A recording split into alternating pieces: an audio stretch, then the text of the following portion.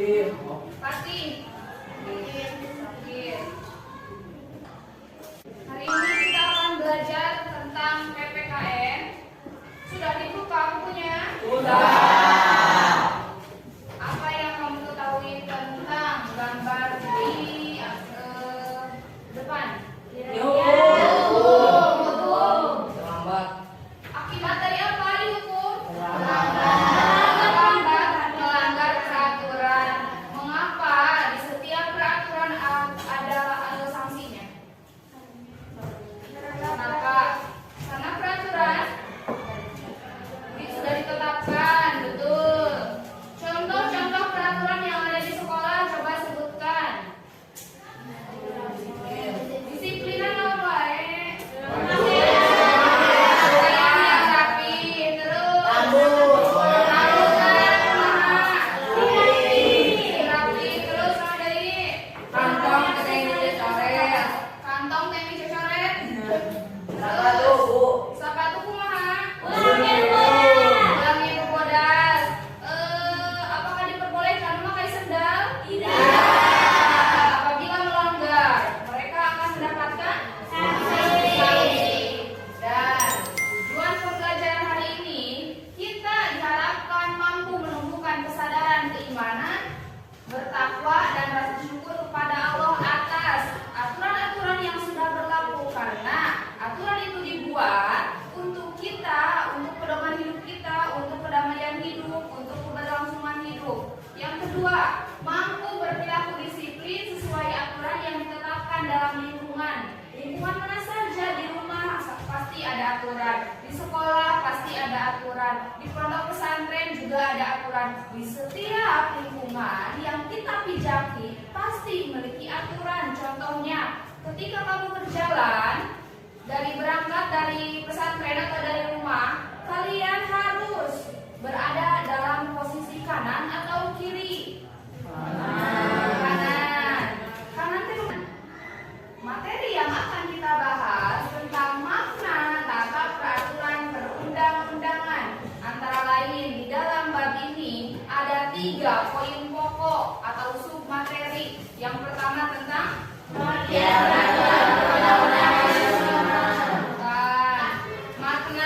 tata peraturan perundang-undangan. Yang kedua, proses penyusunan perundang-undangan. Yang ketiga, untuk minggu sekarang kita akan mempelajari makna tata peraturan perundang-undangan.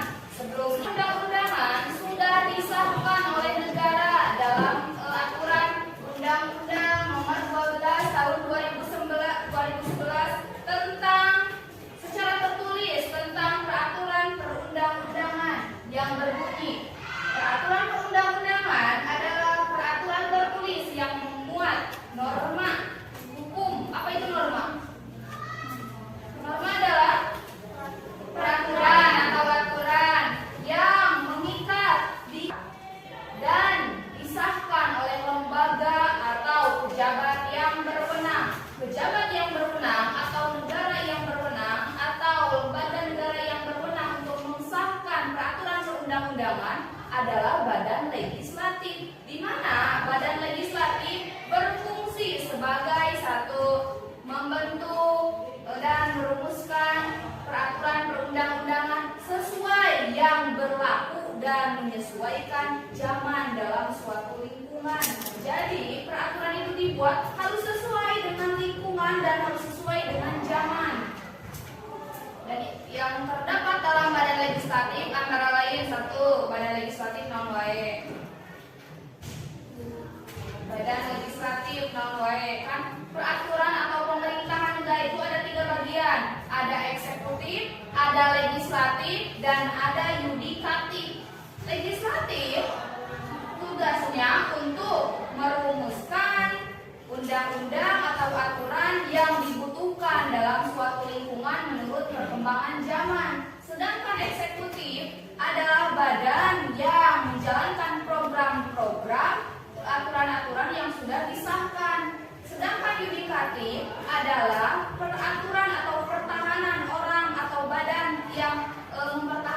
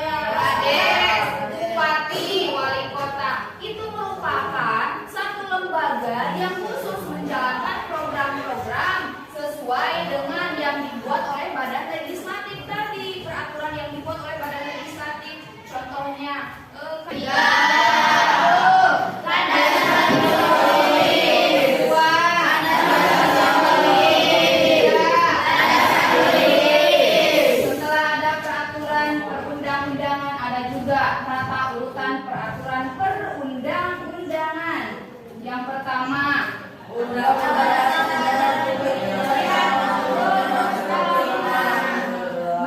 Undang-Undang Nomor 12 Tahun 2011, aturan atau urutan peraturan perundang-undangan yang paling tinggi ada apa? Undang-Undang Dasar 1945. Yang kedua. Dan perhatikan, aturan mainnya adalah satu. Ketika kalian membuat peraturan, tidak boleh bertentangan dengan norma agama, tidak boleh bertentangan dengan norma hukum, tidak boleh bertentangan dengan norma sosial atau kesopanan, dan yang terakhir tidak boleh bertentangan dengan norma kesusilaan. Dalam artian aturan pokok lainnya, apalagi tentang aturan-aturan agama. Paham? Silakan berdiskusi. Itu ada 4 soal, masing-masing berarti mengerjakan satu.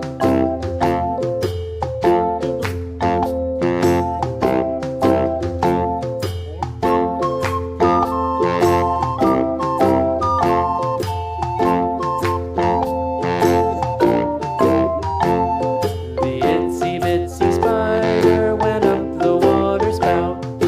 Down came the rain and washed the spider out. Out came the sun and dried up all the rain. And the itsy Assalamualaikum warahmatullahi wabarakatuh. Perkenalkan diri saya akan menjelaskan hasil dari kelompok kami. Anggota kelompok kami adalah Sinta, Reza, Ira, Sandi, dan Rizky. Dan tidak akan menjelaskan resultat.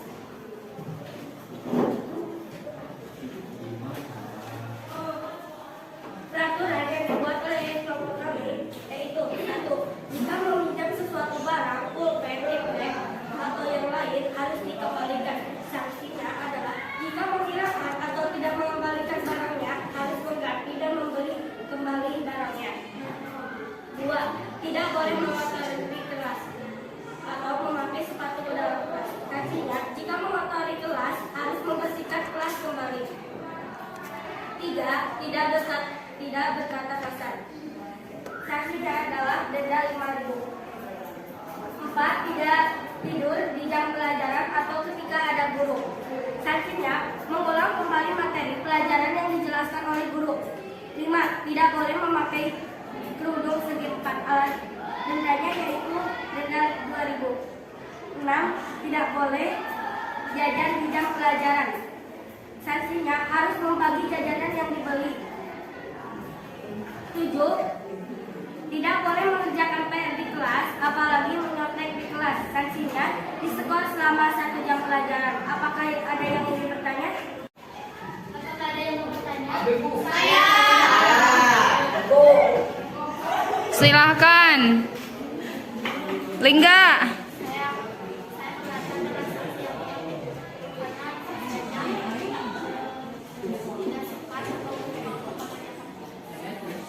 Tidak setuju dengan peraturan nomor 7. Ditampung, Sin? Sipa, yang kedua. Saya tidak setuju dengan peraturan yang tidak boleh kulusnya sedang dicuci. Ditampung, Sinta. Ditampung. Sok Pahmi.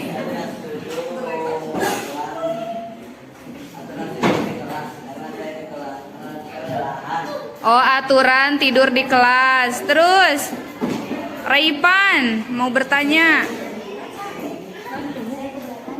Keberatannya yang mana?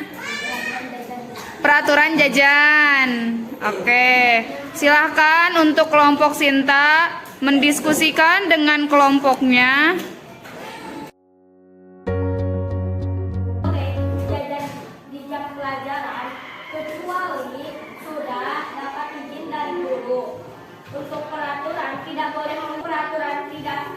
tidur di jam pelajaran atau ketika ada guru itu tidak bisa diubah karena tidak boleh tidur di jam pelajaran. Kita membuat tentang peraturan yang harus ditetapkan di dalam kelas, dan sekarang waktunya kita untuk berdiskusi setiap peraturan di setiap kelompok. Silakan dikumpulkan, lalu kita akan mendiskusikan bagaimana peraturan kelas bisa ditetapkan dan disahkan. Oh.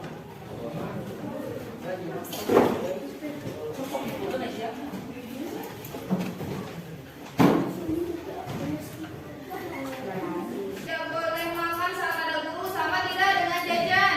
Sama. Dilarang tidur di waktu pelajaran? Yes. Dilarang. Setuju tidak?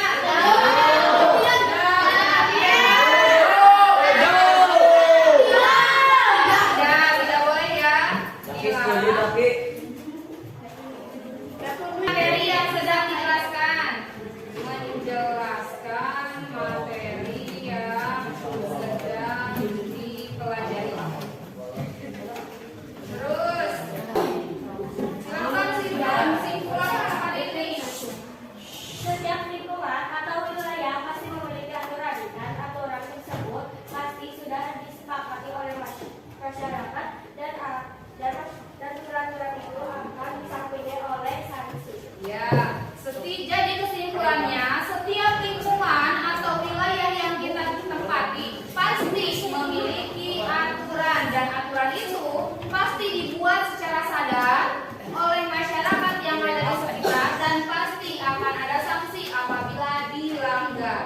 Dan kesimpulan pada pembelajaran hari ini, Indonesia memiliki satu ketentuan aturan perundang-undangan di mana aturan tertinggi ada dalam Undang-Undang Dasar Negara Republik Indonesia tahun 1945 dan dia tidak boleh bertentangan apabila kita ingin melakukan atau membuat satu peraturan, tidak boleh melakukan atau bertentangan dengan aturan-aturan yang ada di atasnya. Kita di kelas tidak boleh membuat perjanjian yang melanggar aturan dengan tata tertib sekolah. Sekolah tidak boleh bertentangan dengan aturan-aturan lembaga dinas. Dinas tidak. Sudah disiapkan kertasnya? Sudah. Silakan kalian memberikan kritik dan saran untuk pembelajaran PKN oleh Ibu. Silakan. Diperbolehkan mengkritik, diperbolehkan memberikan saran. Misalkan,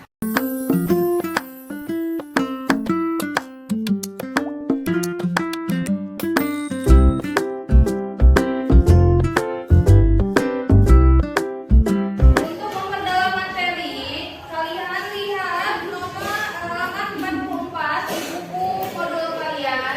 Minggu besok akan kita ulas tentang PM tersebut. Paham? Paham ya. Untuk mengakhiri pembelajaran, marilah kita membacakan hamdalah bersama-sama. Alhamdulillahirrahmanirrahim. Ya, terima kasih atas perhatiannya. Mohon maaf apabila banyak sekali kesalahan dan pengertian yang kurang dipahami.